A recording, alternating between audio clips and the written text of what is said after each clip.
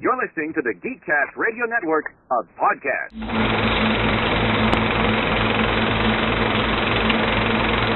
Hello and welcome to the 73rd episode of MWIRE, brought to you by the GeekCast radio network. I'm your host, TF Joe and Mike, and today I'm joined by JT. Hello.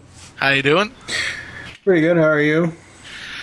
I've had a little bit of a busy, tiring week. I started a new day job in order to earn myself some more scratch in this economy and began the long, arduous process of replacing my blood with Red Bull in order to stay awake all day. Isn't Red Bull pink and our blood is red? You know what? As long as I don't fall asleep standing up, I'm all good. But no, I did that.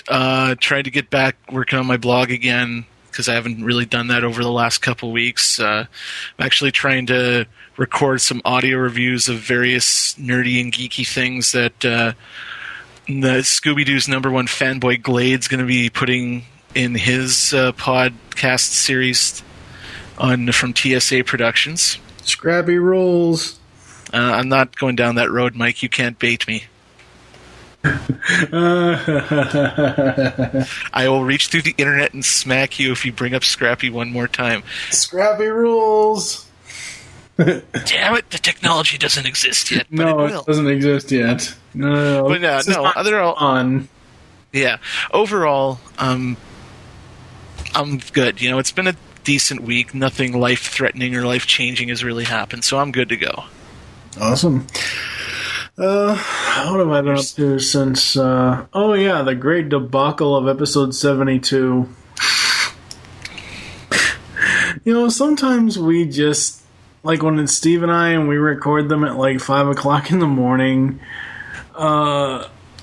sometimes because I'm doing so much other stuff that I don't have time to do. I mean, even though this is one of the weekly shows, it's like, it comes down to the wire, and originally MWIRE 72 is going to be all about the original American Pie films. And came 5 a.m. one morning to get it recorded, and I said to Steve, dude, I haven't even watched any of these damn films, and I really can't stand those films anyway. That's a topic for another day, but I said, what can we replace this with that we both can talk about at 5 a.m. this one morning? And I just kind of like went through the whole schedule and went through like different films and different this, different that. And I was looking for a one-shot, something that wasn't a series, something that we could knock out in like, 20, 30, 45 minutes. And we ended up talking about Forrest Gump. So, I like chocolate.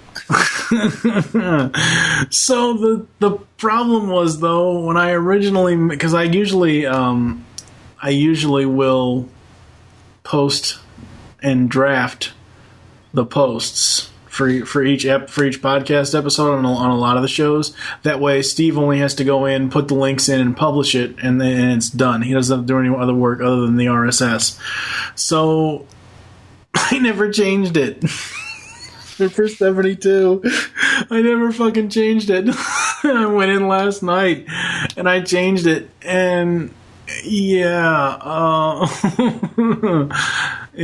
apparently no one will ever hear this because Steve's gonna fix it, but apparently what he did was he put our Forrest Gump discussion right behind, or right following the trailer for American Pie. Oh, God. Yeah, and I know I'm completely throwing Steve under the bus here because he's not here to defend himself, but he called me and told me that. I'm like, you did what? Aw, man.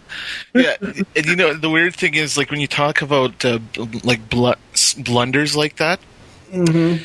I on one of my blog posts a while back, I put up like my top 5 favorite theme songs or musical scores from movies of the 80s. And for the longest time, there's a radio show here in Canada on the CBC called Quirks and Quarks. It's like little factoids and big movings and shakings in the world of science. And for years, I thought their theme song was the same. It's really similar to the theme song from Gremlins. Oh, lovely. And I put that in my post that, and like one of the longest running CBC radio shows. Well, it's like the theme to this show, and someone from the CBC that takes care of that website actually posted on my blog saying, you might want to take that off. We've never used that music. And I was like, would the CBC actually sue me? Well, considering that they're the Disney of Canada, I'm removing it right now. Because all of a sudden I was like, I'm too pretty to go to jail. So that's the other big thing. That's like the one big thing this week that I was looking at, and I was just like, oh, poopy. I just found it so hilarious because it's one of those things where if either one of us is because I mean, a lot of the stuff we do, because we do it by ourselves, so a lot of it we do at like 5 o'clock in the morning during the week, because we're both up or whatever. But if we're both really tired and we're not paying attention, crap like that'll happen.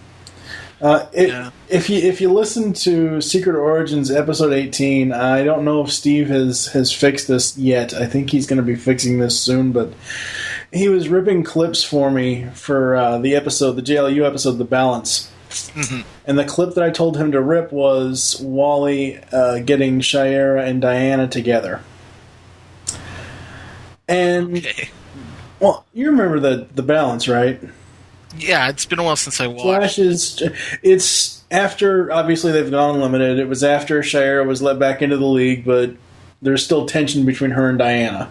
This is the episode where we find out that Hades is actually her father. And she gets her armor and all that stuff. But anyway, so I had Steve rip the scene that Flash gets Hawkgirl and Wonder Woman together as far as to have a meal together. And when Steve was ripping the clip, he was putting it through Audacity for some strange reason, and Audacity slowed it down.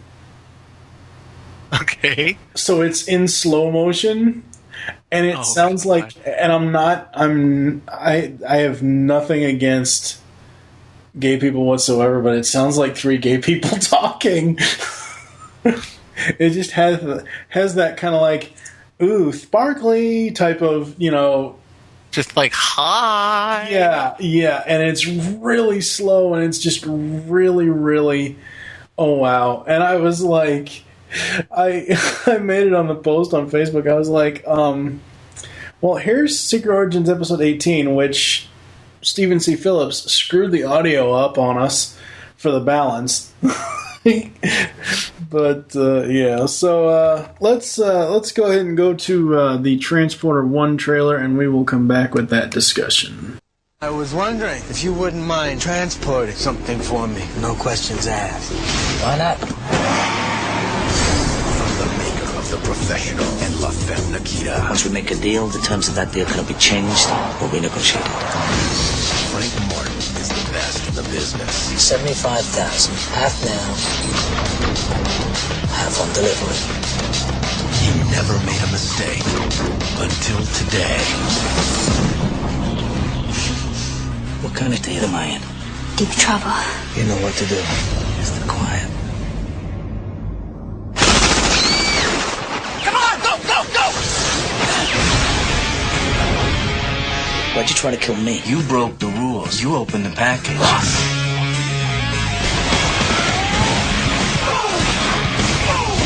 This fall, rules are made to be broken.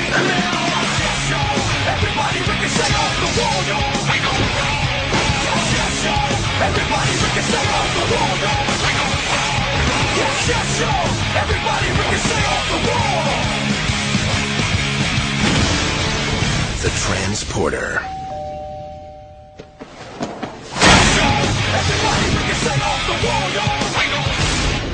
So to set the stage for The Transporter is a 2002 French action film directed by Louis Leterrier and Corey Yen, written by Luc Besson, who was inspired by BMW Films' The Hire series.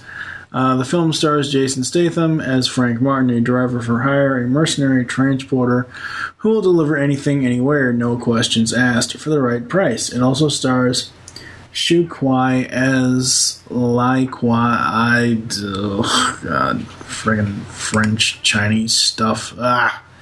The film was released in France on October 2nd, 2002, and in the United States on October 11th, 2002.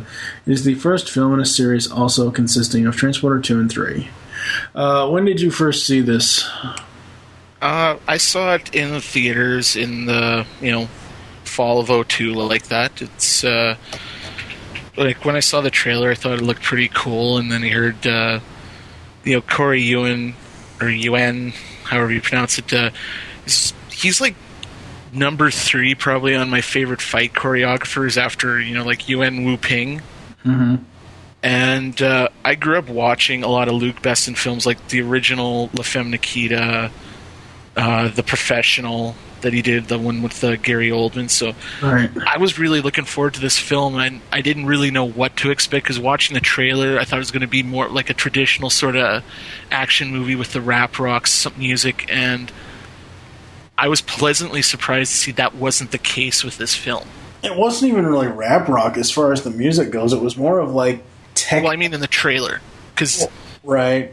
Yeah, because they have that "Yes, y'all, everybody ricochet off the wall." Oh like, yeah, that's right. Like, oh my God, Fred Durst is involved. What am I doing? But no, I really liked the movie. It was the first time I had ever seen Jason Statham, because I hadn't seen like Lock, Stock, and Two Smoking Barrels or Snatch yet. Yeah. But no, I really liked the movie. I thought this guy was like, kind of this. I thought this was going to be like the second coming of the action film, because he's kind of like Van Damme. He's been studying martial arts his whole life. He used to be a model, and the guy can kick some major ass. So. Yep. Yeah, I first saw this, I think, sometime after it was on video. I know I did not see this in the theater. But really, really enjoyed it. When I was watching it back before we started recording, the music really, really fits this film, and it just carries it. I guess getting into some plot here, Frank Martin, played by Statham, is a highly regarded, highly skilled driver known only as the Transporter.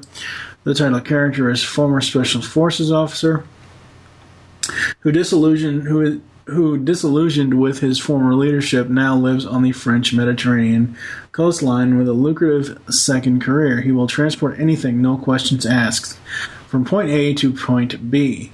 He operates by a set of rules. Rule 1, never change the deal. Rule 2, no names. Rule 3, never open the package. And Rule 4, never make a promise you can't keep. He's the ultimate straight man. Yeah, he's definitely got that, stiff upper lip from the Brit, but he's more of a... I think when I first saw this movie, and I haven't seen the movie for years, but the way, he generates this sort of, this air of almost silent menace. Yeah. It kind of reminded me of like a young Malcolm McDowell, like Clockwork Orange. Yeah. Like he just had that that presence about him during the whole thing. Right. When I watched it back this time, I watched it with the commentary because I hadn't done that before when I had the DVD. And it's Statham and one of the other producers, Steve something. Let me see here. What is it? It's commentary. Producer Stephen Chasman. And, they were talking about how they were going to have Statham do the character as far as whether they were going to have him use the British accent, that his natural voice, or whether they were going to have him put on an American accent. And they said it was kind of like a mixture of both. There are times where you think that Frank is American because he is talking just straight talk, no accenting or anything like that. When I originally saw this, actually when I heard about, it was after I saw this, I heard about Hitman coming out. And when I originally saw this, I thought these could be the Hitman movies because he looks like he would be an awesome Hitman. No offense to Timothy Olyphant, he did a good job in that film, but I originally thought they were going to get Statham to play the Hitman video game character in film, because it would have been so cool. Yeah. No, I mean, the way he carried himself, like, well, the character Frank, the way Frank worked in this movie, you can tell from, without it ever being said, that this guy's seen some shit in his day. Oh, yeah. And just from his thing, and just, I think one of my favorite scenes in the movie, just how you see him dealing with his car after the initial, where you see him ply his trade in the first minutes of the movie. Yeah, that opening scene was just amazing. Yeah. The whole argument, and that's why I said he is, Frank is the ultimate straight man. The whole argument about 3 men, 254 kilos, and 4 men get in the car. And he's like, well, because he's very, very precise. Well, I only allotted for 3. One he is going to have to go. If we run into any police, how are we going to outrun them with the extra weight and blah, blah, blah, blah. And then they go into this amazing chase scene. Yeah. And this at the time, outside of like Bourne Identity at the time, because Bourne Identity came out the same year this did, outside of Bourne Identity, I think this is probably the best chase scene in a 2002 film.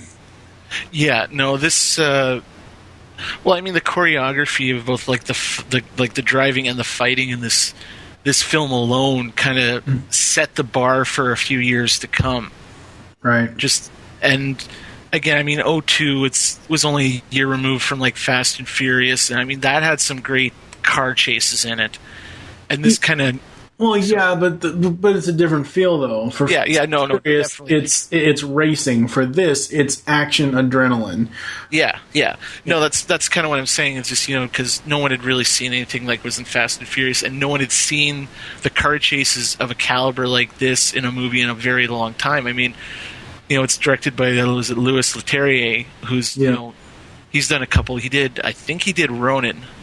Yeah, he also did. Hulk 2008, I think, but that's a completely different monster. Yeah, but no, the initial car chase is just amazing. Yeah, because you always think he's going to like skid out of control, and he's like, no, I got this. Because even that reference in the original argument, it says, well, if there's 4 guys, that's going to throw the weight off, and this custom shocks I installed aren't going to work. And then later on during the chase, is like, see, custom shocks. Yeah, see, the shocks work better when you have the right weight. Yep. One of the things that really surprised me about this film, because when I first saw Fast and Furious, and that was the first time I had ever seen Matthew Schultz. And I'm like, oh God, what a wuss! You didn't watch Blade? I probably have, but I probably didn't know him then. I've seen Blade, but I don't remember him that far back. Oh, Blade 2, I should mention, but yeah. But yeah, I don't remember that. I don't remember, like, Fast and the Furious is where I first saw him, and that's where I first knew him from. And I just watching that film and just watching his character Vince, I'm like, oh God, what a little bitch. And then seeing him in this as this character, quote unquote, Wall Street is his nickname, which is so friggin' stupid. I hate that nickname. Yeah. He's just a badass in this. I know, he's got that kind of contained psychotic look at him, like when he's talking to Frank and he's doing these little ticks and these little movements when he's walking up and he's talking to him, and where they're going over the rules, like, you didn't look in the package, did you? And you see how he's just shifting his head a little bit and moving his eyes, and it just really added to the overall kind of menace of this character. Oh yeah. Because the whole time he's playing like this really sly, like he's got those big toothy smiles. He's like, hey, I like this guy. And you can't help but kind of like his character, just because he's got that real kind of, he's kind of got that magnetic personality, because everyone would love to be a criminal, and this guy looked like to be the best one there. Yeah. So basically, Frank breaks his rule, opens the package, and sees the package, and gets her a drink of soda or whatever it was, and And just the rules are designed to make things easier. One should never break the rules. As it leaves, Wall Street hires Frank to transport a briefcase. The briefcase turns out to be a bomb that destroys Frank's car at a roadside stop, but leaves him largely unharmed. Frank returns to Wall Street's residence with a vengeance, dispatching several of his henchmen, and then stealing a car to get away, only to find the package inside. The next day, local police inspector Tarconi turns up at Frank's door, and the inspector makes the usual inquiries, producing a scorched license plate. The inspector leaves and things quiet down, and then the missiles hit the house. Oh boy. That poor house. And that looked actually like a really cool house. Old school and all that. But yeah, they actually, there wasn't anything there. It was just a piece of land, Steven said in the commentary. They actually built that house from scratch. Oh, really? Yeah. Oh, God, the poor house and the poor friggin' car. I love that BMW. Yeah, it's a sexy bitch. Yeah, that BMW was awesome. I was more of a fan of the Audi he drove in the second one, but we'll get to that. So, but no, that the BMW kicks the Audi's ass. I'm not saying it's a bad car. I'm just saying I like the look of the Audi in the second one. So, but no, again, you got to talk about the fight choreography where Frank goes back to Wall Street's house, because it has like what a buddy of mine came up with this idea. He called it the SAHM, the Singular Action Hero Moment. Mm-hmm. Because I was telling him we're going to be talking about these movies, and he's like, well, the singular action hero moment is where he's fighting the guys, and they do that. He does that spin around, he looks up, and the camera slows down. You just see he puts his hand behind, just plucks the gun as it's falling, and he brings it back up into the guy's face. I'm just like, this man is God. I liked it at the beginning of the scene when it shows the house, and it shows them going to answer the rung doorbell, and he just runs and kicks in the door. Oh, yeah, it's like front, just like this drop kicks the door, knocks that guy on his ass, and he goes to town. And I think one of the better elements of the fight scene is where he's taking on the dude with the axe. Oh, yeah. That was just plain badass. Yeah, they said in the commentary that it was very hard. There's one point where he has to catch the axe or something, not actually physically catching his hand, but he has to like block it with, I don't know what it was, another piece of metal, or I don't know, it might have been another sword or something. But it's kind of like, you know how that triangle meets. Yeah. On some weapons when people are going to block, and he said that was an extremely hard shot to get. And one of the things we do need to bring up is, outside of maybe one or two little spots, Statham did all his own stunts. Oh, yeah. That's all him. Driving, fighting, everything. Emoting. Yeah. Because let's face it, most guys aren't, in an action movie, it's not often that the main hero is called upon to emote. Yeah. And I think he did it pretty good. Like, he's got one of those guys that's got that face that he twitches an eyebrow and you get it.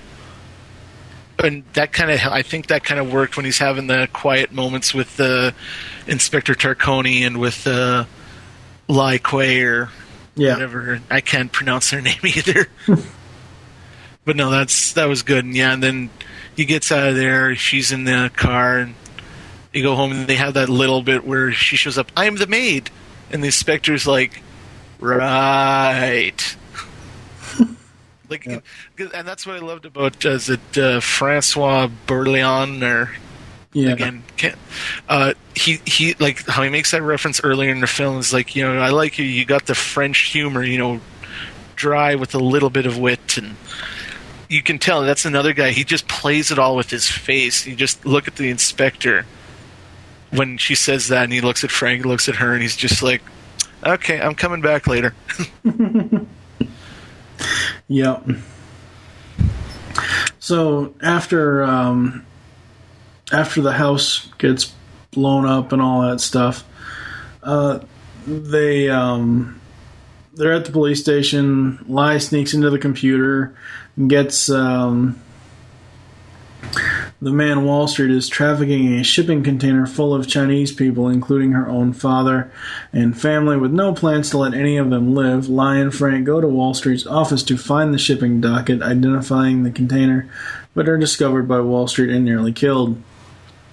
When an associate of Wall Street's arrives with henchmen, the henchmen are knocking Frank out and stop short of killing him when the inspector arrives to investigate the man whose face Lai left up on his display. The inspector arrests Frank to save him from Wall Street's henchmen. At the police station, Frank does his best to explain the situation to the inspector and then manages an escape as the police look helplessly. The inspector knows that Frank is ex-military and the inspector is an ex-little boy who wouldn't mind believing in a hero now and then. Frank commandeers a watercraft and other means of transport in search of the containers and Lai, with stunts and displays of martial arts along the way. Oh, God. I swear, Wikipedia people suck. That is a concise and accurate description if I've ever heard one. Pretty much. What happens after the whole, after Frank is arrested, they let him go. He chases them down because he steals a Lamborghini, I think, doesn't he? No, that's in the second film. He steals another car. Or maybe it was the Mercedes. I can't remember now. Yeah, he's got the Mercedes still. And he follows them, and he sees the trucks are on this highway, but he can't get to them. Mm-hmm. So he, runs across a field to some crop duster. Yeah. And makes the crop duster dude, at gunpoint, fly him over the truck with a parachute, and he jumps out of the plane onto the trucks. It's basically a complete reversal of Fast and the Furious with Schultz's character, because Statham is on the side trying to get into the truck. He kicks the first driver out of the truck, starts driving, and then Schultz shows up, and they fight. That was actually a actual truck cab. All the truck was moving. That was not a stage. That was not a green screen. Yeah. They said so in the commentary, but he finally wins. They free all the people, and that's pretty much it. He goes back. Yeah, go ahead. Well, I was just gonna say, one of the things that you find out, I forget if it was at the office or after. I think it was at the office where you find out that Lai's dad is working with Wall Street. Right. Yeah. It's at the office. Yeah, and she's kind of been playing Frank the whole time. Yeah. And it goes on from there, they break in, they have the big reveal that Lai's dad's part of all this. The inspector arrests him so he doesn't get his ass kicked. And eventually, it's before it's where Frank gets to the shipyard. This has got to be, all hands down, this is in, one of my all-time favorite top 10 fight scenes. The shipyard and then the bus depot. Yeah, where Frank gets all lubed up because he's fighting 20 guys at one time. Yeah, and then he rolls over, pulls his for the ladies, pulls his shirt off. He pulls an oil barrel that's been cut in half with with grease. Yeah, pulls that heavyweight oil over him. He's all slicked up. He jumps on a bike. He snaps off the pedals. And now he's the only one with any sort of traction, and he proceeds to lay waste to these guys. Oh yeah. When Statham said in the commentary when they rehearsed that scene, there was no slippery floor. They had to rehearse it without being all slippery because you can only do that scene once. Yeah. But yeah, I was wondering what the hell he had done when he got on the bicycle, and then I realized, he broke the pedals off and is using them as kind of grips. Yeah, he's using them as grips. I was like, oh wow, that's amazing. Almost reminded me of a friggin' ballerina. I know that's bad, but just the way that he was moving, because the grace of all that. Yeah, that goes to Corey Yuen, the fight choreographer. Yeah. And actually, I was looking here. One of the guys, just before he gets into like fighting guys inside of a bus before the oil scene, he's fighting this one guy. There's a blonde dude, short hair, like this kind of hawk pointed nose. Right. I can't remember the guy's name, but he's the guy that like threw down with Jet Li in Kiss of the Dragon, and he's in that movie. He was the guy kicking Bruce Willis's ass with all the chop-sucking moves in Live Free, Die Hard. Oh, yeah. Yeah, I can't remember that guy's name. I don't know what his name is either, but yeah. But you see him in here, and again, he's worked with Louis Leterrier a lot. Oh, it's Cyril Raffaelli or something like that. Yeah. But no, it's like a great scene. Again, the choreography in this movie is just... How in the hell did they pull this stuff off? Well, actually, it's funny. They don't actually even mention Louis Leterrier at all as the director. They mention Corey Yun or whatever his name is as the director, but the apparently Corey was doing actual filming. Oh yeah, no, he worked on he did do a lot of the fight coordinating, but he got a director's credit as well. Yeah. Like Besson wrote the film, he's also produced it. Yeah. But yeah, I think when it came to the fight scenes, that's when Yuen took over. Right. And then for pretty much everything else Leterrier was doing. But yeah, I mean, overall, this movie it came together so well. Yeah. And again, it's in large part due to Statham. Like, this guy... I thought he was the second coming of action movies. So speaking of Statham, let's get into like the who's who here in the cast.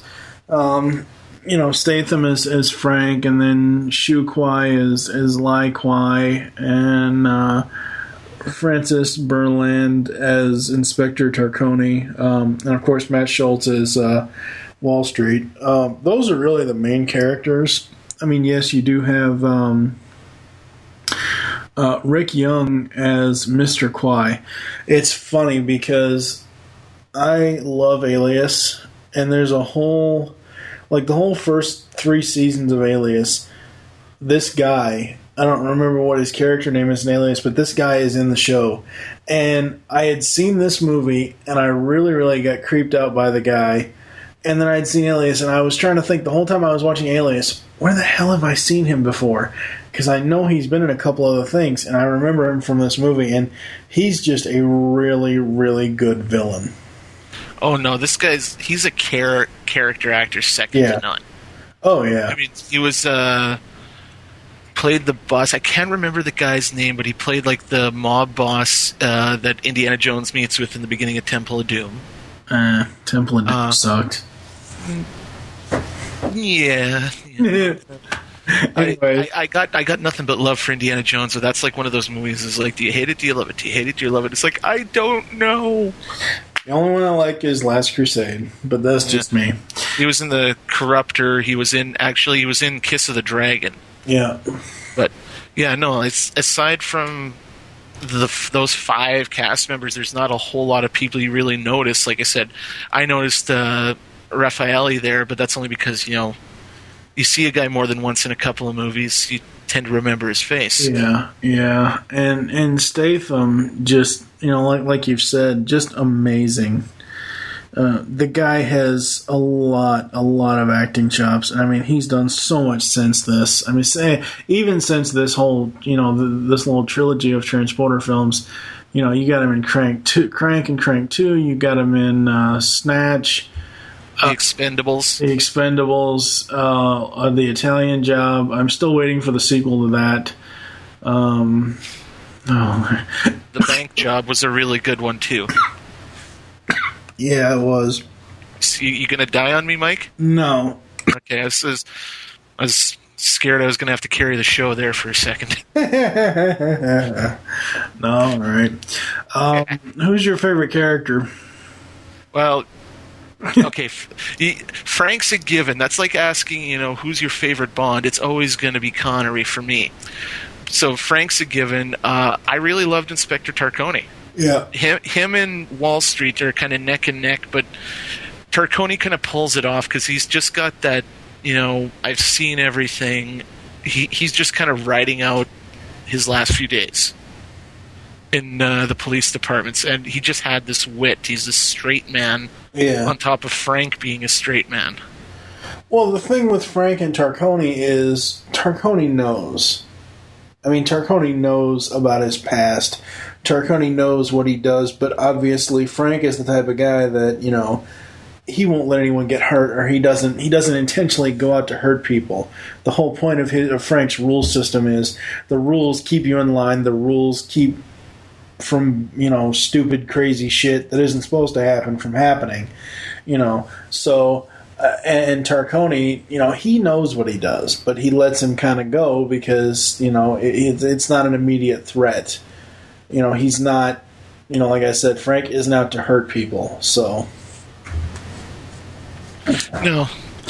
I'd say he doesn't know, but he suspects. It's kind of like Commissioner Gordon in Batman. It's more than likely Bruce Wayne, but I'm not sure.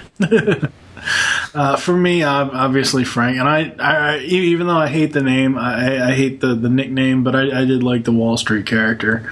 It was very, very cool. He actually does. Looking at the notes here, it's never really mentioned except for the scene at the office. Yeah, he does have an actual name. It's Darren Betancourt, but yeah. Yeah. As far as good and bad and the ugly, there really isn't any ugly to this movie, and there really isn't any bad parts. I don't think it's it's amazing fight choreography, like we've said, amazing driving scenes. Yeah, no, I think the only. Well, yeah, you're right. Like, I think you even look at the camera work and the quick cuts and the editing. It's not like the Tourette syndrome that some modern action movies have, how it just, it flips back and forth and it kind of messes with you watching it. Right. I think that the editing, the camera work is very well done. And the dialogue in certain scenes, like that argument and all doing that first chase scene, were really good. My only gripe with this movie is, did we really need to have Frank hooking up with the chick? I mean, I know she's playing him, but that felt like a little over-the-top-ish. I'm not against a sex scene. I'm just saying it just... Right. For the grand scheme of the movie, it just didn't really make that much sense. I think like you said, she was playing him, but she had to fully play on his emotions, and she had to fully take advantage of him the best way that she knew how. And, being a woman, that's the best way she knew how. Yeah. Or Frank knew, and he's just like, you know what, I don't even care. Well, maybe that is too. So getting into some box office and reception stuff, Transporter was released to mixed to average critical reception. Rotten Tomatoes has the film at an average rating of 53%. And Metacritic has it listed at 51%. The consensus is that the Transporter delivers the action at the expense of coherent storytelling. Well, I disagree with that. And of course, that asshole Roger Ebert took the opposite stance, saying, "Too much action brings the movie to a dead standstill." Eric Harrison of the Houston Chronicle says, "It's junk with a capital J. The sooner you realize that, the more quickly you can settle down to enjoying it." Okay. I disagree. Well, Ebert, I've never really cared for. Yeah, never really cared for Ebert. The guy, I mean, it's like, how can you taste the chocolate-covered peanuts when your head is that firmly up your ass? But what Harrison said, I kind of agree what he's saying. Not the junk thing, but it says the sooner you realize that you're watching an action movie, the more quickly you can get down to enjoying it. I think with a lot of action movies, we got to realize you don't need 110% of your brain capacity. You need that 50% that's ooh, explosions. Well, for me, the thing is, again, different elements bring you into something. And for me, the music and just the action in general brought me into this film. And there is a clear-cut story. You got a guy who's like I've said, you got a guy, set of rules, wants to follow the rules, unfortunately has to break the rules because of shit that people get him into. And then you have all these fight scenes. You have the twist with the father being involved, and then you have, the ending. I mean, it's a fairly, 1, 2, 3, beginning, middle, end thing. There really isn't it's not like constant misdirection of, who's the bad guy, who's this, who's that. I don't know. What are you going to do? Yeah. As far as the IGN replacement crew, we've talked about this a few times since we've had this new format. 1 is the worst, and 4 is the best, and I'm giving this a 4. I actually have the 2-pack Transporter Collection DVD. So I have the this one. Unlike Summer Catch and Money Train, I actually own this one. It's the special. It's a single disc special delivery edition. Yeah. But it's a solid 4 for me. I mean, I'd say 2 through 4 on the list. There's I'm the type of guy that it's like an automatic instinct for me. If I'm watching a movie and it's crap, but I still kind of enjoy it, my brain just automatically turns itself off. Yeah. Sometimes if the movie is so unapologetically stupid, I will sometimes watch it till the end. Sometimes I will stop half hour in. It depends on how bad it is. But this movie, it caught me. I don't think it really insulted anyone's intelligence, and I think overall it was a very well done movie. Yes, I completely agree. And before we move on to the sequel, it is on DVD. It's on, it has multiple editions. The special delivery edition is probably the best one. And like I said, I have the Transporter Collection, which includes 1 and 2. And for 1, it is the special delivery edition, so it's got the commentary and the 15 minutes of unrated extended fight sequences with optional commentary, behind-the-scenes documentary, in-depth storyboard to film comparison, and all that happy stuff. So I guess we are going to move on. You're going to hear the trailer for Transporter 2.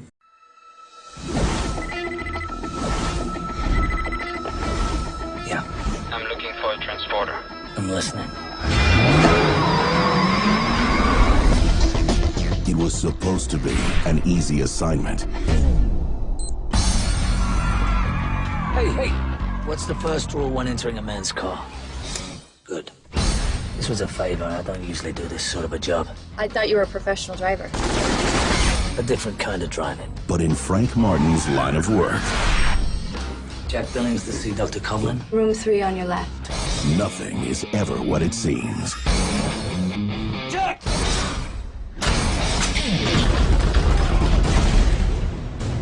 Keep going, Jack! What about you? I'm okay! Hello. You have 2 hours to get me $20 million in non-sequential $100 bills. 2 hours, Mr. Billings. Starting now. We don't know who we're dealing with. We think the driver may be in on it. That's impossible. Now, He could have been setting this up the whole time and you wouldn't have known any different. Got him. the best in the business. Is it stable? Yes, it's stable. Good. He's back in the game. What do you know? It's more than a kidnapping. What are you gonna do? Find the guy responsible. He's your friend?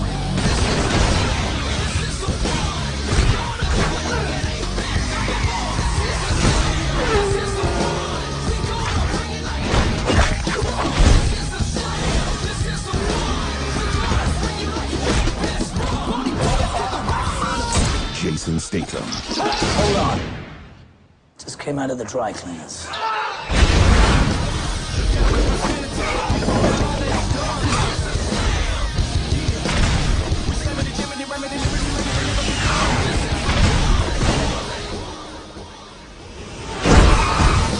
Impressive. Transporter 2.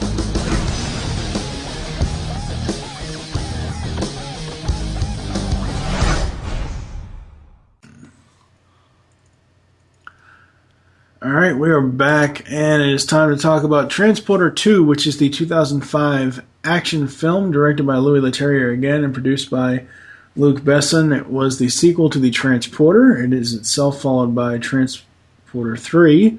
Jason Statham returns as Frank Martin, a professional transporter who delivers packages without questions. Set in Miami, Florida, he chauffeurs a young boy who is soon kidnapped, who Frank tries to save.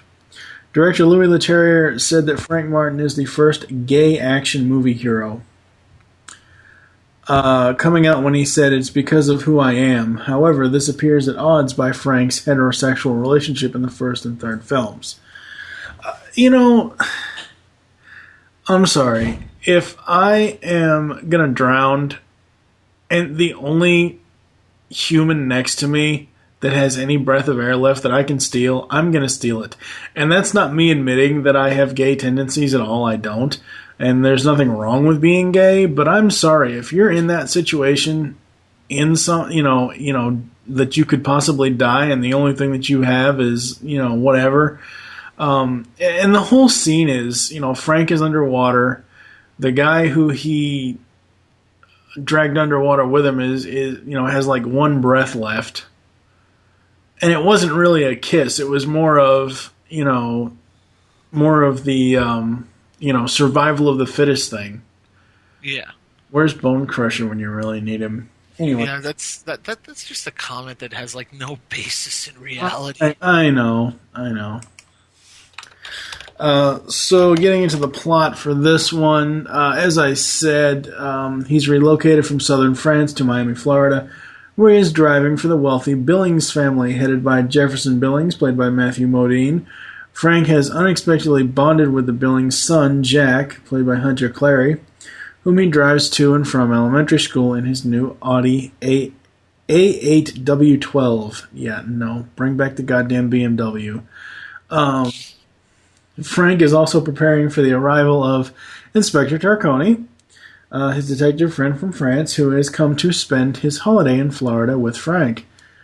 Frank takes Jack to a doctor's checkup, only to be ambushed by a gang of ruthless criminals, dressed as doctors who are attempting to inject Jack with a deadly virus. What did you think of the beginning of this one? Well, I like how initially, the beginning of the film sets up. It mirrors the first one. With him in the parking garage, yeah. Yeah. And it has that great line. It's like, please, just cut it out of the dry cleaners when this gang sets upon him. Oh, yeah, that's right. And it was really cool. And it just, another scene to showcase the fact that, Jason Statham is a badass mother. Yep. But no, I love how they mirrored the first scene like that. And, and then you wonder, he's on his way to another job, and then you find out that his job is to be the chauffeur for this kid, Jack, who is like a really cute kid. He's just like one of those kids who's just like, you know what, you're all right. And right from the start, I kind of got the idea the mom was like crushing on Frank. You know what's funny? The only other place I've seen her real name in real life is Amber Valletta, or I think that's how you say it. Yeah.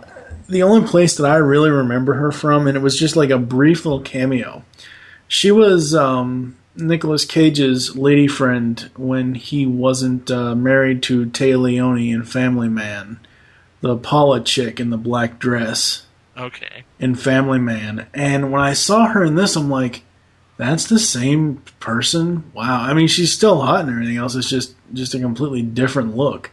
Yeah, I didn't really remember her at all until I saw like Hitch a couple of years later. Because she's like the main female lead in that. Besides Kevin James. No, what's her name from Ghost Rider? Eva Mendes. That's it.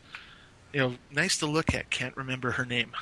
But yeah, no, the way they started this movie again, like I said, is really cool. And right up where Frank takes the son, Jack, to the doctor's office, and I gotta say, sexiest damn nurse ever. Yeah. Like, she's played by this model named Kate Nada, and I was like, no, it's not Nada, it's Nati. Nurse Nati. Because I'm sorry, you see that Frank's checking her out, and he's like, yeah, maybe not appropriate workplace attire. Then she whips it open, she pulls out like these silent Uzis, Jack's in the clips, and she starts going like psychotic on everything, and I'm just kind of like, you know what? That's hot. Yeah, it is. And the one thing I noticed, the guy who plays the henchman that like fakes being the doctor there. Yeah. Dimitri Jason Fleming. That's the guy who played Mr. Hyde in League of Extraordinary Gentlemen. Oh, okay. I know I've seen him from somewhere else. Yeah. Though. That's the only place I remember him from, because he's also in Lock, Stock, and Two Smoking Barrels and Snatch, so he's probably like good friends with Statham, because he was in both those movies. Right. Just looking at his Wikipedia page, he was in, can't believe I'm admitting that I've ever seen this, but he was in friggin' Spice World, the movie. It's okay to follow your hormones, Mike. It's perfectly natural. Anyways, that was a number of years ago. You're not that sort of guy anymore. But yeah, no, back to the movie. Yeah, really. The fight in the doctor's office was kind of cool. Now, I wasn't able to get a copy of them filmed to watch before we did this, so I'm kind of going off recollections here. Yeah, the fight in the doctor's office was amazing because, you've got this hot chick with these, double Uzi silencers, and she's just firing all over the place, and then, you got Frank thinking on his feet. I think he grabbed I know it's a flammable object, but it might have been a NOS tank. Not a NOS tank. Fire extinguisher? Yeah, not nitrous oxide. Laughing gas. And he just, launches it. And the sprinkler system comes on, and everybody gets wet, and she's still firing, and whatever else. The only thing I didn't really get was Jack showed Frank something in the corner of one of the rooms they were in, and they ended up crawling through this vent space, but there was some sort of sound ripple that vibrated back to where the hot chick with the guns was, and she's like, "Oh shit, they're leaving," or whatever else. I didn't really understand what that whole sound thing was. That was my only real complaint about the doctor's office stuff. Yeah. Yeah. Let's see here. Frank then drives Lola. Oh, yeah, that's the thing. Let's see. Jack. A lengthy fight erupts between the armed villainous Lola and the unarmed Frank. Nevertheless, Frank is able to escape. With Jack, Frank drives back to Jack's house, but Lola arrives and forces her way into his car when he is held at a standoff by an unseen sniper capable of penetrating the car's bulletproof glass. Frank then drives Lola and Jack away from the oncoming police units in a long chase sequence. Again, the chase sequences in these movies are amazing. Yeah. And it's like I said the last time I was on MWIRE, where every action star gets 5 feet of awesome. You take that 5 feet of awesome, you multiply it by the speed at which the car is traveling, you will make any jump at any time. Yep.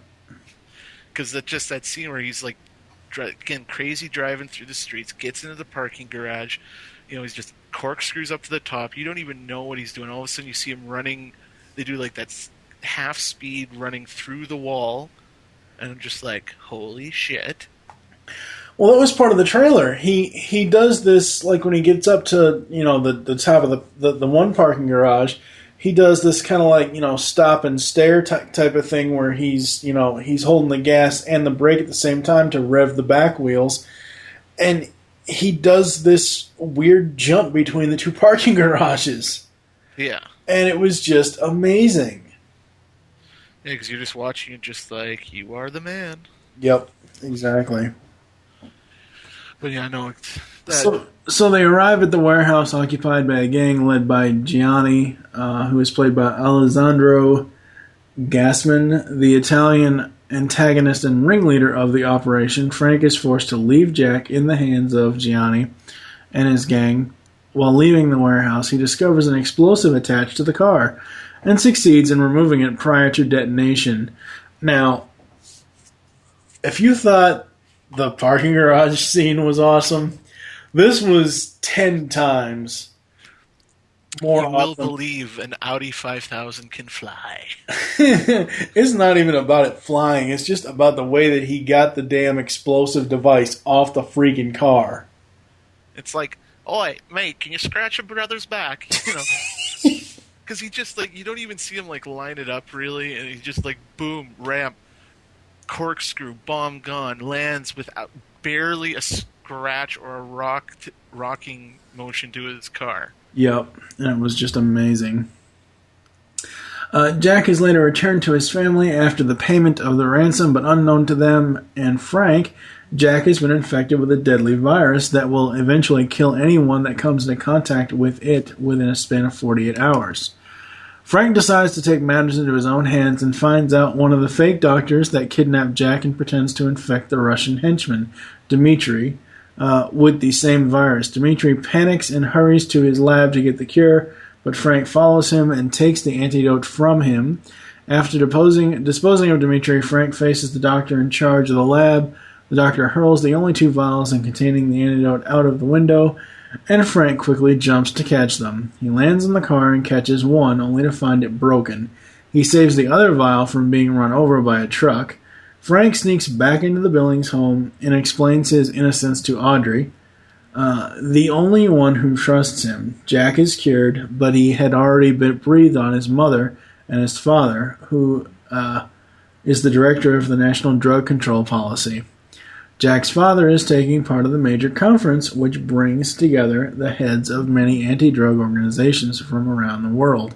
Frank learns that through Jack's infected father, a Colombian drug cartel wishes to infect and kill all of the conference attendees so that the cartel's cocaine smuggling business can operate without interference. Now, I gotta say, I don't ever remember in the actual movie them say, I mean, I know that the villain said something about, politicians or something or other, but I don't ever remember them bringing up Jefferson Billings, his job. They've said in the movie that, because of his job, that they're targets, and because he's gotten famous and blah, blah, blah, blah. I thought he was a friggin' movie star or something like that. I didn't think he was a friggin' politician. I mean, he looks like a politician, but I mean, it just the way that they portray it in the film, and they don't really tell you what his job is. And it's like, really? That's what his damn job is? Well, yeah, I mean, it's never until, it's actually said to you, it's never really implied or anything. You really have no idea why the kid's kidnapped. Yeah. It doesn't quite make that much sense. I think it plays for the movie well enough. But, yeah, it's just the scene where, again, you got to go back to the fight choreography for this. Oh, movie. yeah. The scene where Frank's in the house and he's whooping ass on the cops on the stairs, and he's throws the handcuffs up, catches them, and he's got them cuffed together in like a way that I didn't think is physically possible. But no, I mean overall it was decent scene, but yeah, it's the whole setup for like why Jack was kidnapped, why he was infected. You find out Gianni's like, the head of or working for this, drug smuggling cartel. If there's a sore point in the movie, it's you don't get a lot of explanations until well after the fact. Right. Which is kind of the problem with this scene where it's like, oh, he was infected because his dad's like this national drug policy guy, and it's all getting at the father, and it's like, really? Would have been nice to know that before. It might have ramped up the tension or something. Like, no, you weren't supposed to pay the ransom. It's just a smoke screen. But it's an action movie. I'm overthinking this. Yeah. Yeah, exactly. But, I mean, what follows after this is, if I might read from the script for a bit. That's fine. Yeah, it's like Frank drives to the henchman garrison house of Gianni, who has already injected himself with the remaining supply of the antidote to hide it from capture. That I thought was a really cool scene. Like this Gianni guy, like we first meet him in the movie, he's doing this kendo out in his like back lawn. He's got like the columns with like the blowing scarf blanket things, which, you know, every drug dealer badass has to have, you know, makes him seem like intellectual or something. He's taken on like 6 guys, and it just goes towards showing that this guy is a badass. It's like Frank's opposite number. And he's sitting there, and one of his henchmen comes like, "What are you doing?" It's like, "Do you think they're going to mess with me if they know I'm the only thing that can cure this disease?" Because he's sitting there and he's like sucking it. It looks like grape Kool-Aid. Yeah. That's what I loved about the cure. It's like Kool-Aid. You're like, "Hey, Kool-Aid." And Kool-Aid man busts in, gives you a glass, you're good to go. God. But yeah, no, I just thought that was a really badass scene. Oh, it is. It is a completely badass scene, but oh man, grape Kool-Aid illusions. Yikes. Well, what else was I going to say? It certainly didn't look like sourpuss. Could have been Grimace juice. Yeah. Okay, look, Mike, I won't bring up the certain DC hero that you're nicknamed, and you don't shut up. Okay. Shut up. Anyway, so following a fight in the garage and another one in which he uses a fire hose to fight off the villains, Frank finds Gianni and holds him at gunpoint. But Lola shows up. Leaving Lola to deal with Frank, Gianni flees the scene. Frank kills her by kicking her into a wall of spikes. The end. No, again, fight choreography, like just that scene in the garage where he uses the fire hose in 2 very different ways. First, he's like looping it over paint cans and like just catapulting them at these guys' heads. And they're just like ricocheting off. He's taking them all out one by one, but then you notice that he's got all these guys wrapped up in the hose. Yeah. And he turns it on, and this thing, it's like Dr. Octopus's arms. It just comes to life, filling with water and whipping these guys off in all directions. And is it just me, or does Gianni have like an overabundance of scaffolding in his garage? That's too much scaffolding. Even for a drug dealer, like, come on. What was he doing? Building onto the garage? He's digging a secret bomb in the basement. Sorry. No, that's fine. Yeah, and then the fight again. The highlight of this scene was the fight with Lola, because this girl is seriously off her nut. Yeah.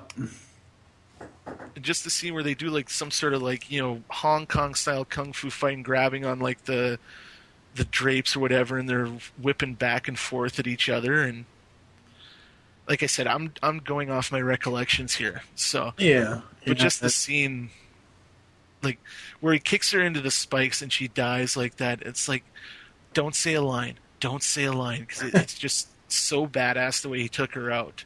But if that had been a Bond movie, you know, Bond would have like, stick around, honey, or something like that. Yeah, something like that. So.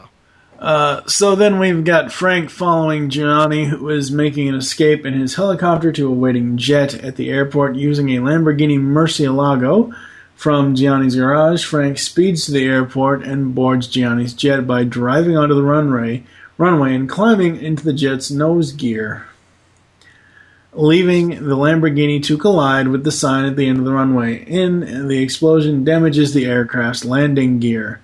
Frank gets into the interior of the plane and through the open wheel well. While the co-pilot comes to investigate the damaged landing gear, Frank breaks his neck and quickly confronts Gianni, who pulls a gun on him. Frank thwarts his attempt to fire the weapon.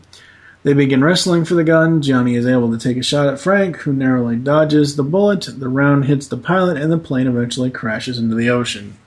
Now, what Wikipedia doesn't tell you is the way the plane crashed into the ocean, because after the pilot gets hit, it does this like you know, corkscrew, 1080, 1450 corkscrew, and it was just, that whole flying scene was just amazing. Mm-hmm. That whole plane scene was just amazing. Gianni tries to strangle Frank, but Frank manages to break Gianni's spine with his elbow, rendering Gianni alive but immobile. Frank then pushes his captive and himself out of the sinking plane. On the ocean's surface, police teams arrive. The Billings have been given the antidote, and Frank goes to visit them in the hospital. Before entering their room, he sees them with Jack, who is joking with them, and he silently walks back to his car, where Tarconi is waiting. He drops his friend at the airport. Alone, Frank is about to drive away when he receives a call from a man who needs a transporter. That's one of the things I love about the first two films is you have, you brought it up earlier. The first film, you have the garage scene. At the end, you have him, receiving a call. Second film, you have the exact same thing where, you've got the same image in the beginning, which is him in the garage, and at the end you have him getting another call, and I just absolutely love that.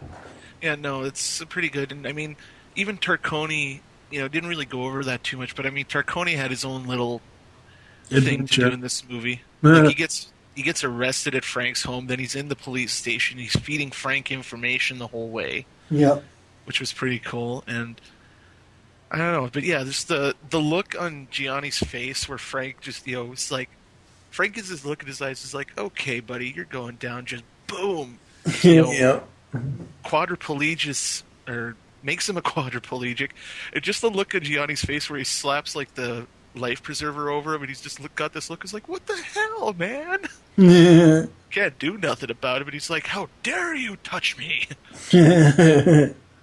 And Frank gets out and he goes back. I thought it was really cool. Like you can see that Frank, in the beginning of the movie, that he's kind of bonded with Jack, and he's Uncle Frank at this point. And he sees the families come back together because the wife is talking about how the husband's been away for a while. They've been separated for like a year. Yeah. And you have the scene earlier in the film where Frank's like on the phone bitching out, Pizza Hut or whatever, and then she shows up and she's half cut. Yeah. And I got to say that scene was just like, okay, yeah, you know what to do, Frank. You're a man. She's a woman. Well, at least he respected her enough not to. She wasn't some old Chinese whore. Yeah. God. But yeah, no, I thought it was really cool, like how you see that he's kind of, without intending to, he's entered their lives like this. Yeah. Yeah. And then he sees that, the family's back together, and Jack's dropping the riddle on his dad, and he's just, you know what? My job is done. He does that kind of classic cowboy thing. He drops the flowers and he walks off into the metaphorical sunset. Oh yeah. Getting into the cast here, much bigger cast this time around. I don't know if it was the fact that it was listed as a French film for the first movie or whatever. But I mean, the first movie, like we said, doesn't really have, outside of like Matthew Schultz and Jason Statham, and the other guy, the Mr. Kwai guy, the guy that plays Mr. Kwai. It really has no star power, really. Statham aside and Matthew Schultz aside, other than those two, at least for me, it's pretty much a bunch of unknowns. But here you've got Statham, Amber Valletta, Matthew Modine, which I didn't think I'd see him in a Transporter movie. And then you got the hot chick with the guns, Kate Nada. And you got Keith David. What the hell is Goliath doing in this? You know what? I saw this movie in theaters, like here in Saskatoon, with a couple of buddies, and Keith David's one of those guys like Bruce Willis and Kurt Russell. And I'm going to swear here, just fair warning. He's like one of those guys. Doesn't matter. I know, I'm just being like, but he's one of those guys that you see him and you're like, it's Keith motherfucking David. It's just like, this movie's gotten like 10%, 110% better. Because this guy is just a badass without even trying. You don't even have to see Keith David. As long as you hear his voice, he is a badass. The dude was Spawn. He voiced Spawn in the cartoon. Yeah. He's done so many things that I've loved, but yeah, it's like Keith David showed up, and I was like, okay, interest restored. Exactly. Who was your favorite character in this one? Oh, okay, again, aside from Frank, I'm going to cop it. It was Lola. I'm sorry. Yeah. I'm a filthy, filthy man. I like Lola, but as far as characters go, this guy, this villain, didn't really appeal to me whatsoever. He is very sinister. Yes, he is extremely evil, but I don't know. It's not It's not my cup of tea, but you know, Frank aside, mine would probably have to be Matthew Modine. Just the way that he acts as Jefferson Billings, the way he treats his wife, which is kind of underhanded and everything else, and it's just one of those things where I just didn't think I'd see Modine in a character like that. Yeah, I can't remember any movie that I've really seen him in since this, and I certainly couldn't remember what the last movie was I saw him before that. Yeah. But you know him from like classic '80s movies and a bunch of stuff. But yeah, and again, like I said, I like Lola. I kind of liked the villain. Keith David was awesome. I really liked the Amber Valletta as the mother. Yeah, as Audrey, like, because she seemed like the only other like fully fleshed out character on the good guy's side besides Frank. Oh yeah, because I loved Turconi, and Turconi had like funny little character moments, but he was almost a non-entity in this movie. Like, he didn't have anything.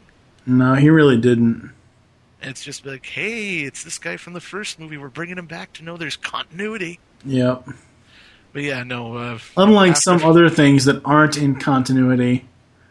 Yeah. Like, Teen Titans. Yeah, let's not go there, Mike. Teen Titans is not in continuity. I know. Just don't sip the Kool-Aid, Mike. But yeah, aside from Frank Lola, because I'm sorry, I like crazy chicks. Yeah. And she was about the craziest thing in this movie. Yep, she was. So I guess we can get into kind of the reception stuff here.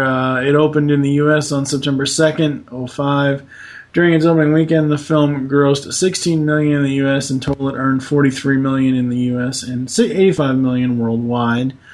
The film has received mixed reactions as of March 16th, 2008. On Metacritic, The Transporter 2 had an average score of 56 out of 100 based on 29 reviews. According to Rotten Tomatoes, the film received 50% positive reviews based on 108 reviews.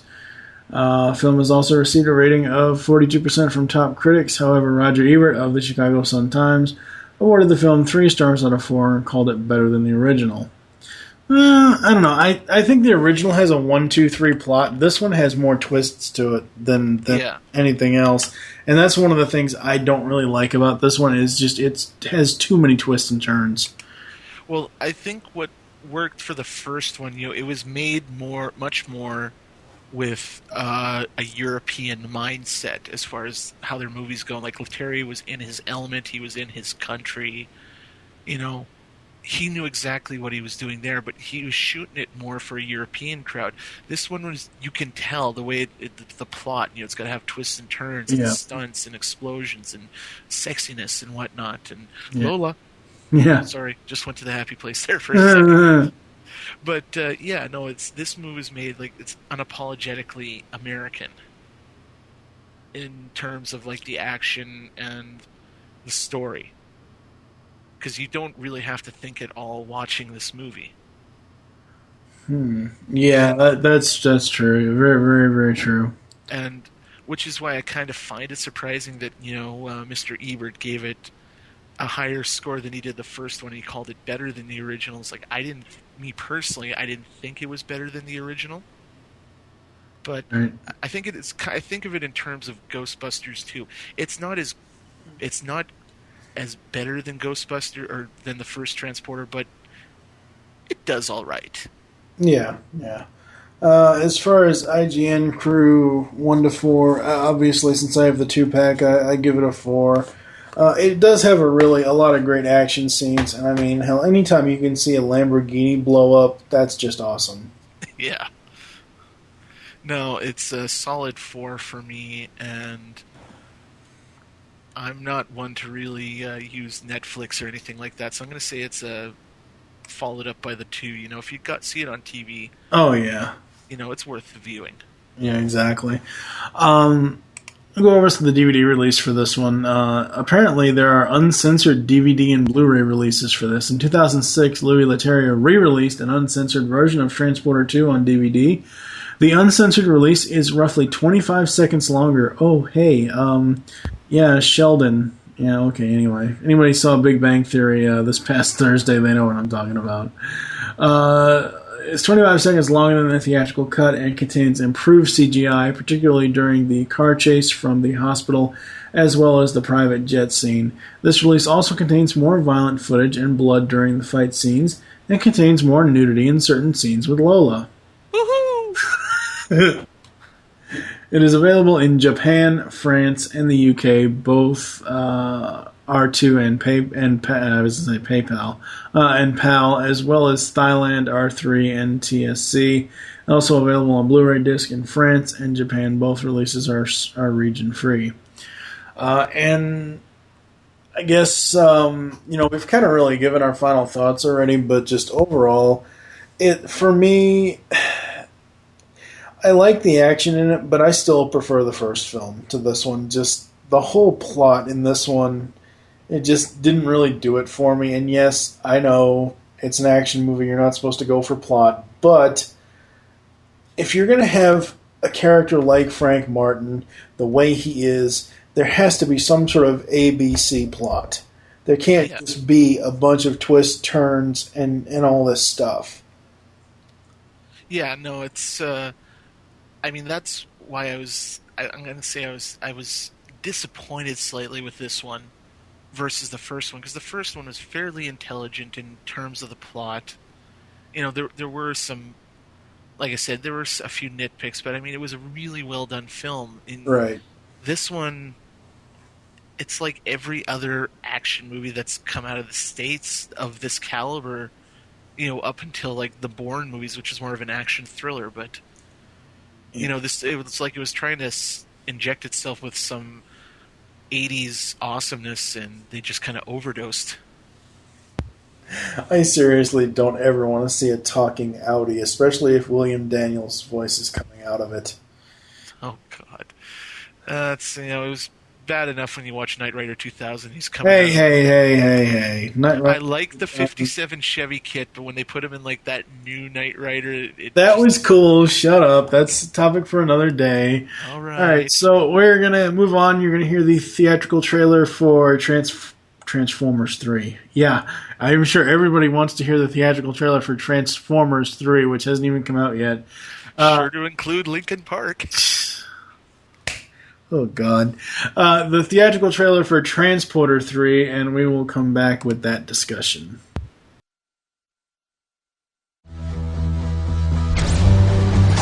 My boss said you're the man for the job. One condition. I drive my own car.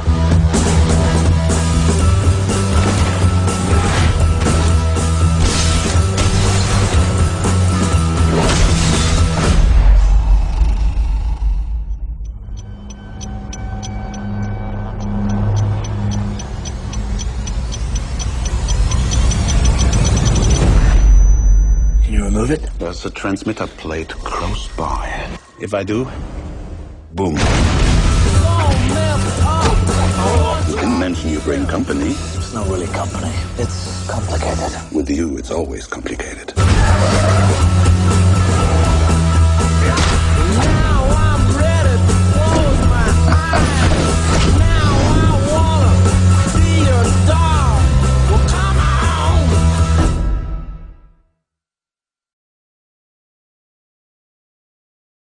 And finally, in this Transporter franchise episode of MWIRE, we have Transporter 3, which is a 2008 French action film, and is the third and final installment in the Transporter film series, as well as the first not to be distributed by 20th Century Fox in the United States. Both Jason Statham and Francis Berlin reprised their roles as Frank Martin and Tarconi, respectively.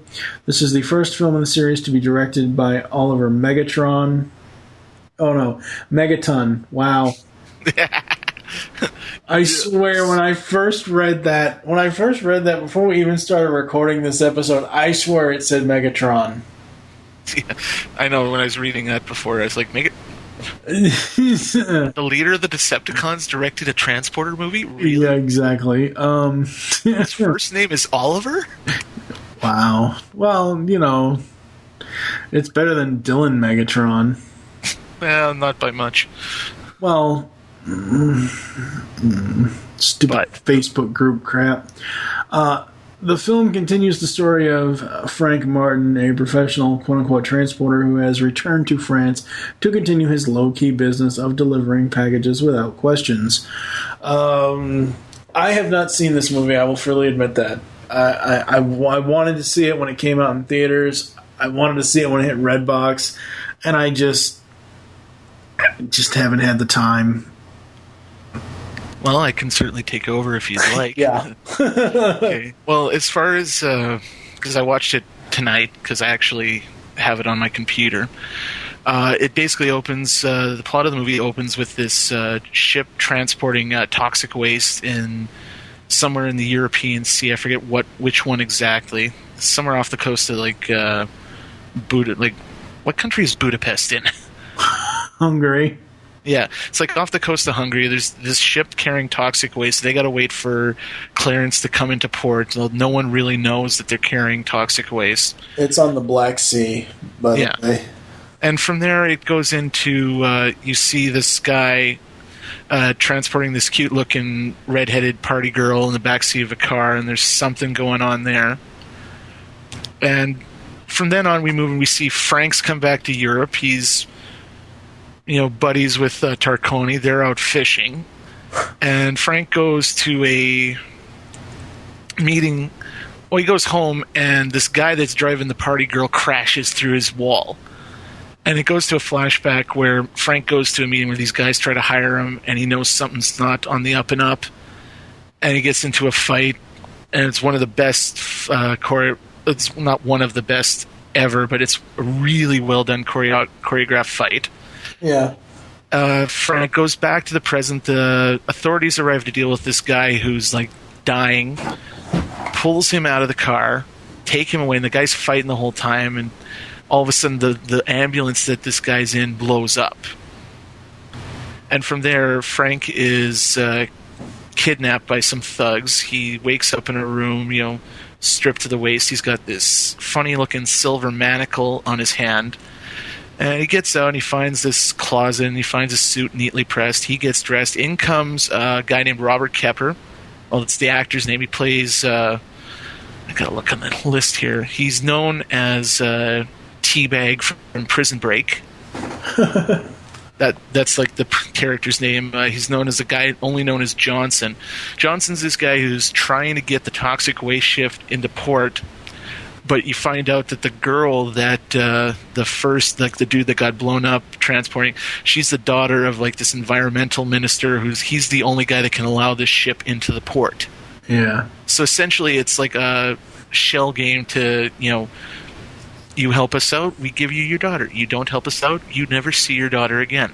Right. So Frank's pressed into service to follow this guy's instructions, to cart this girl over. And this is kind of where the plot falls apart in a way that it's never explained why the villain's plot or plan involves, if they want the toxic waste in the country, kidnap the girl and threaten the father. He signs the papers, the ship's in port. But for some reason, they're trucking her all over Europe like this.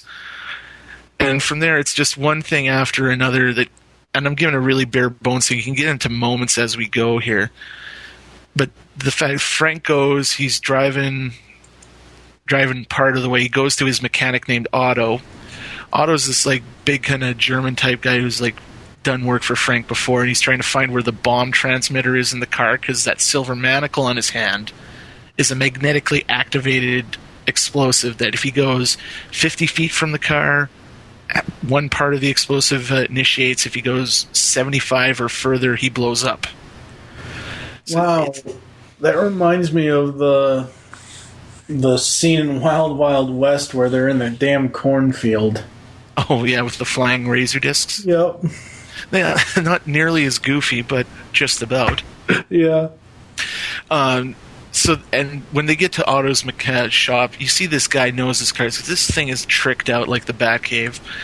And while Otto's checking out the car, obviously this guy Johnson's been keeping track through GPS. He sends a crew of guys to get Frank back on the road. And it has one of the coolest fight scenes in the movie. because again, it's reminiscent. He doesn't get oiled up like he did in the first one, but it's reminiscent of the first movie of how he's taking on like 15 guys at once and kicking all their ass. Yeah. And they get back on the road. They stop this one time, and they realize that this environmental minister has actually got guys looking for his daughter, and they manage to track Frank down. But because Frank's got this explosive on his wrist, he can't let these guys interfere with anything. So leads to I don't want to say fairly standard car chase scene, but it's nothing. It's not that epic.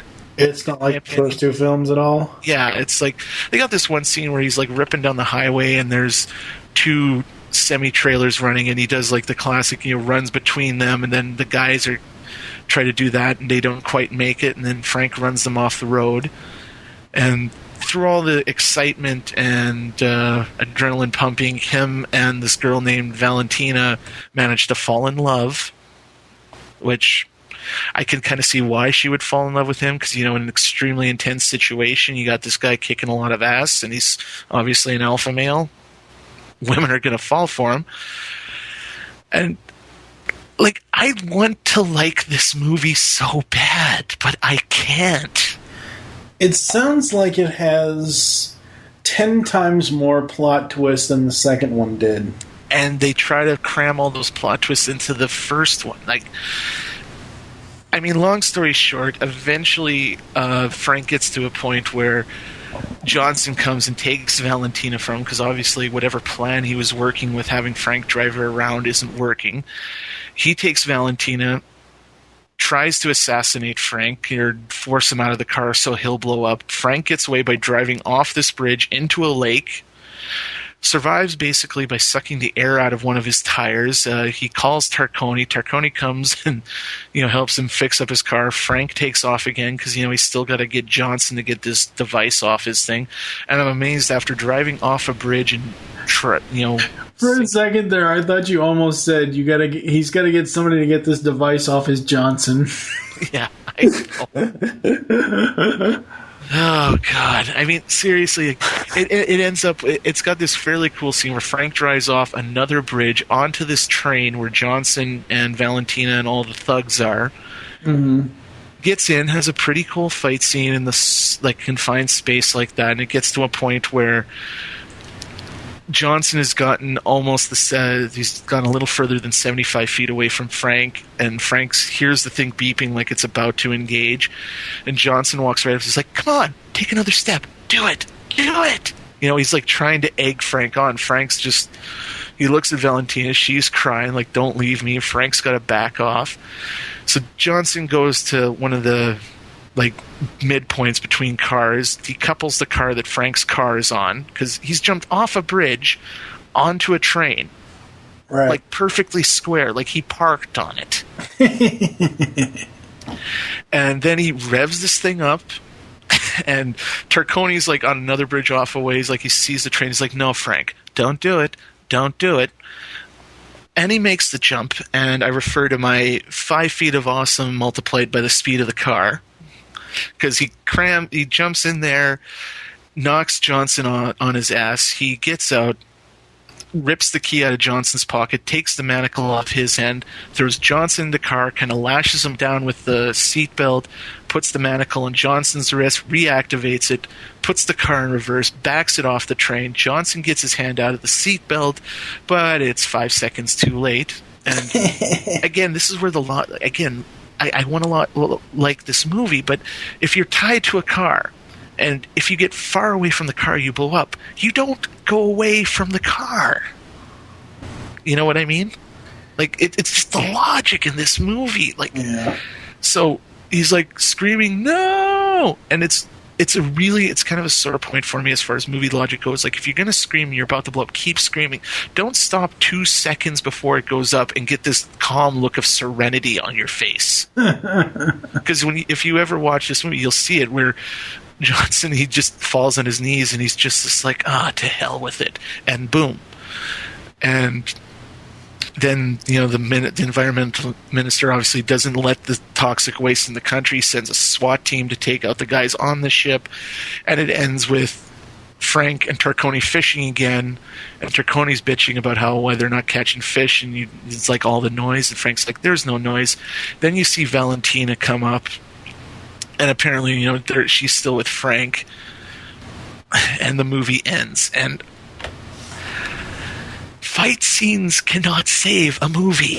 I'm sorry to say this, Mike, but this movie is just so unapologetically stupid.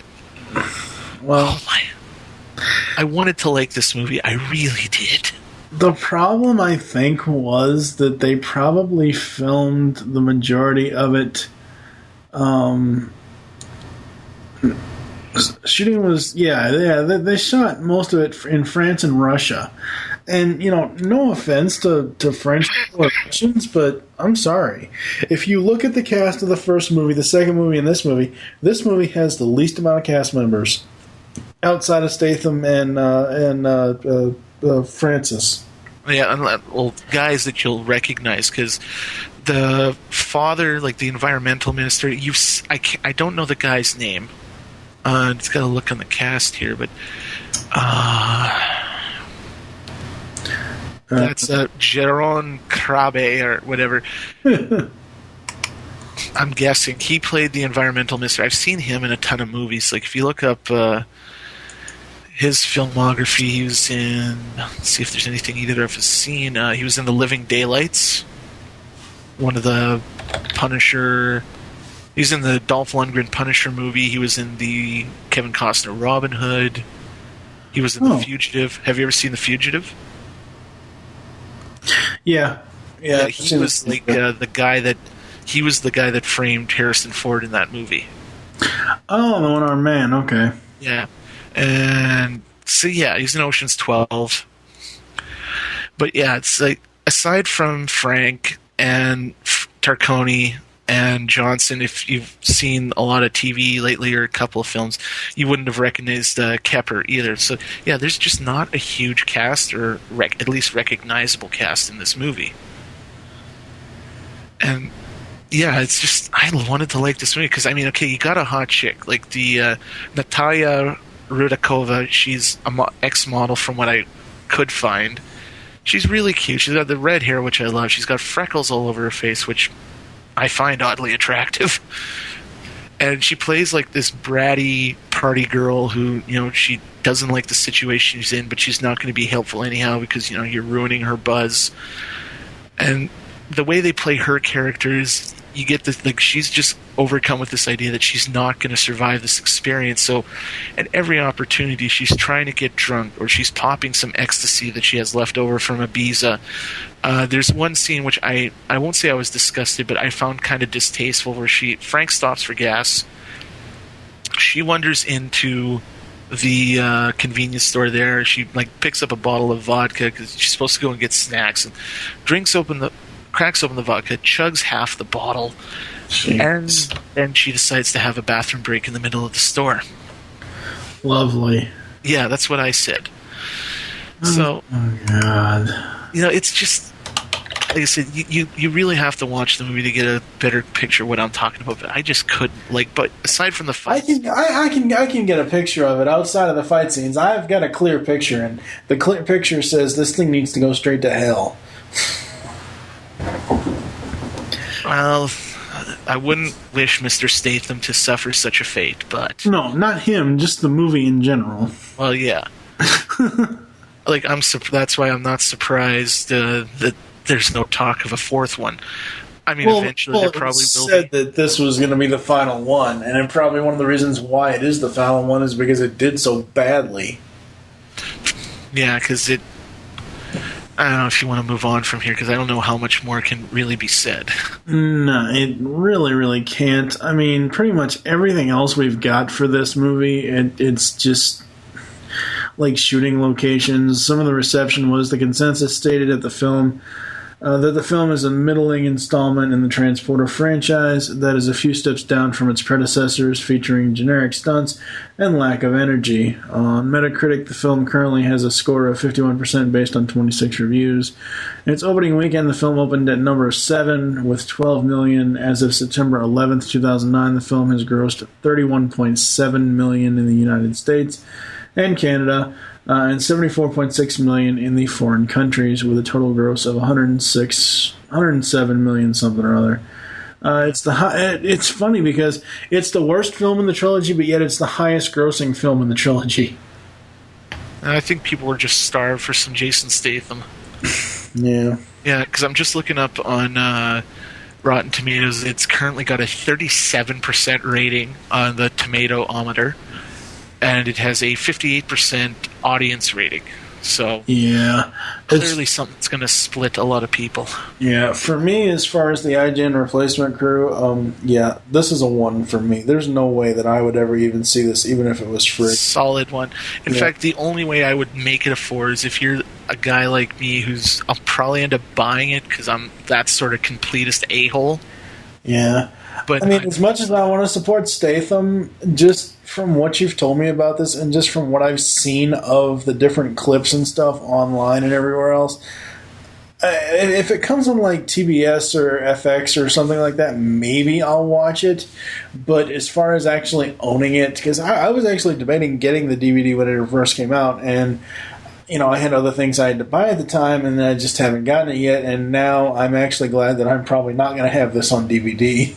Yeah, if I was walking down the street and I saw Transporter 3 coming towards me, I'm crossing the street. Yeah.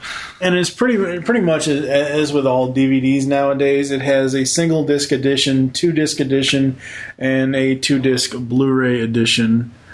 And then I think I saw last time I was at Walmart, I think they got like one of those DVD and Blu-ray 2-packs. Yeah. Yeah. I can't believe you look at the notes thing. They sold like 1.1 million copies were sold, and it made based on that sales alone, it made 20 million. I would like to say that people aren't stupid. This unfortunately gives me evidence to the contrary. Yes, it does. Like I haven't been this insulted by a movie since I watched Super Mario Brothers. Hey, watch it. Watch it. Oh, God. I love that movie. Oh, man, we got words. So that's going to do it for us here on MWIRE. Thank you for joining us. There are several ways to get in contact with us or leave feedback for the show. Visit the website, geekcastradio.com. You can comment on each episode post. Leave the show's feedback in iTunes. Please do this. Follow us on Twitter. The showing there is GCR and MWIRE. Mine is TFG and Mike. What is your Twitter? It's Freak711, PHREAK 711. Become a fan on Facebook, facebook.com/GeekCast Radio Network. Call the voicemail line. Tell us the show you're leaving the message for and your name, 502-526-5821.